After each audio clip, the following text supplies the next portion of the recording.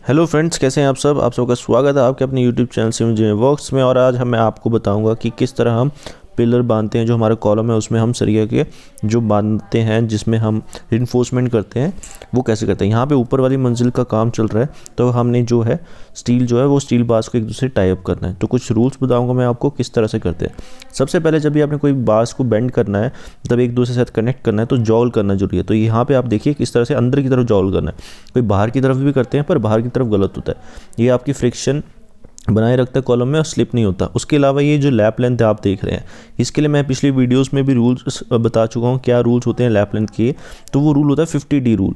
जितना भी आपका सरिया की मोटाई है, मतलब जितना डाया का वो सरिया है, उसको 50 से मल्टीप्लाई कर दीजिए, वही आपकी मिनिमम लैपिंग लेंथ होगी। जैसे 16 × 50, 12 × 50, 10 × 50, उस हिसाब से आपको लैपिंग लेंथ देनी है। और ये जो देखिए आपने जो लैप दिया है, जहाँ जॉगल दिया है, इसके अलावा एक और पॉइंट होता है, कभी भी आपको जो लैपिंग देनी है वो 2 कंसेक्यूटिव सरियों से ज़्यादा नहीं देनी है, मतलब 50% से लैपिंग ज़्यादा नहीं देनी है।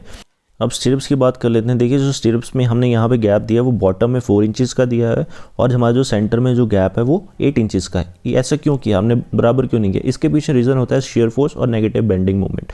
हमेशा जो हमारी शेयर फोर्स होती है वो बॉटम और जॉइंट्स होते हैं, जहाँ पे जैसे यहाँ पे टॉप में जॉइंट आएगा, बीम आएगा, और इसके जो नीचे वाली बिल्डिंग थी मतलब वहाँ पे भी बीम था, तो हमेशा जॉइंट्स में नेगेटिव बेंडिंग मोमेंट होती है, शेयर फोर्स होता है, जिसकी वजह से जो आपको कॉलम है वो उसमें क्रैक आ सकते हैं। तो इसलिए हम नीचे की तरफ मिनिमम गैप रखते हैं स्टिरप्स का, मतलब रिंग्स का। इस कॉलम में भी देखिए हमने मिनिमम नीचे जो गैप रखा हुआ है 4 इंचेस का रखा हुआ है। अब जैसे जैसे हम ऊपर जाएंगे, जहाँ तक हमारी लैपिंग लेंथ है, वहाँ तक हमारा जो गैप है वो हमेशा 4 इंचेस का रहेगा। अब जैसे मैं ऊपर जा रहा हूँ, यहाँ पे हमने 8 इंचेस का कर दिया। ये इसलिए कर दिया क्योंकि जो सेंटर में है जो नेगेटिव बेंडिंग मूवमेंट है वो बहुत कम होती है, तो इसलिए हम सेंटर पे स्टिरप्स का गैप बढ़ा सकते हैं। ठीक है। इसके अलावा हमेशा हम जब भी जॉगल करें वो अंदर की तरफ करें। और ये बहुत इंपॉर्टेंट चीज़ यहाँ पे आपको मैं दिखाता हूँ। जो हमने स्टिरप्स बनाई है उसमें ये हुक्स दी हुई है 135 डिग्री वाली, ये जो ऊपर हुक्स दिख रही हैं, तो इसको ऑल्टरनेटिव करना है। कभी आपने इस साइड पर देनी है और कभी अंदर की तरफ। देखिए यहाँ पे इस तरफ है और दूसरी तरफ वहाँ की तरफ है। तो इस तरह से जब हम ऑल्टरनेटिव में देते हैं तो जो हमारा सरिया है वो बहुत ही कम स्वे करता है। स्वे करने से हमें ये फ़ायदा होगा कि कभी भी कोई अर्थक्वेक आएगा तो ये जो हमारे जो बार्स हैं वो स्लिप नहीं करेंगे। ठीक है। तो ये हमारा बहुत ही मतलब भूकंप रोधिक, मतलब भूकंप से बहुत अच्छी तरह से ये हमको बचा सकता है। और देखिए ऊपर भी हमने 4 इंचेस का दिया हुआ है क्योंकि वहाँ पे नेगेटिव बेंडिंग मोमेंट आएगी। और सेंटर में देखिए गैप बढ़ गया है। तो ये चीज़ आप फॉलो करें जब भी आप साइड पे जाते हैं या फिर जब भी आप घर बना रहे हैं, तो इस चीज़ों का फॉलो करेंगे तो आपको कॉलम बहुत ही अच्छा आएगा। अब कुछ और चीज़ें बता देता हूँ मैं।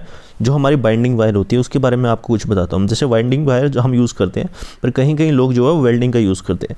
तो इसमें बेस्ट कौन सी है? जो बेस्ट है वो है बाइंडिंग वायर। क्यों?